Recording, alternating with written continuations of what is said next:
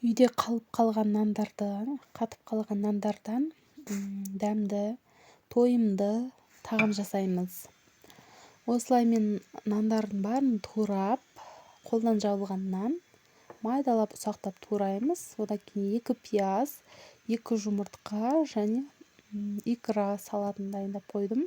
Әркім өз қалауы бойынша не қосқысы келсе, соны қоса беруге болады. Мен 2 түрлі етіп жасап көрсетемін. Екеуіне де азырақ май құйып, пияздарымызды қуырып аламыз. Және де азырақ тұз қосамыз. Қоспасаңыздар да болады. Нанның құрамында тұз бар.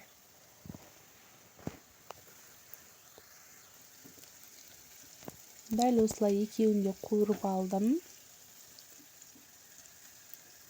Біріншісіне осы помидорды салдым.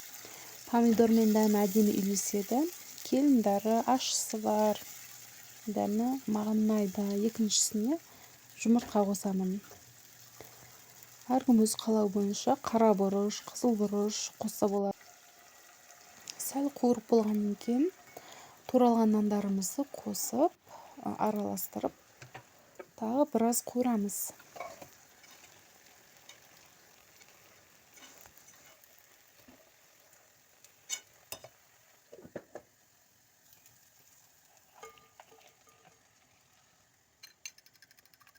Екіншісіне 2 жұмыртқаны араластырып, құрамына азырақ тұз қосып, нанның бетіне құйып, біраз қуырып аламыз. Қызарғанша қуырып аламыз. Қарап тұрасыздар, 5 минутта жетеді, күйіп кетуі мүмкін. Су құймаймыз. Су құйсаңыздар, нандарыңыз бұлжырап кетеді. Су құюдың қажеті жоқ. Майға қуырып аласыздар. Мінекей дайын. Өте тез дайын болады. 5-10 минут қуырасыздар, болды. Мінекей дәмді, әдемі болып шығады. Осыны үйдегілерге обед уақытысында, түскі уақытта жасап беремін. Барлығы жеп қояды.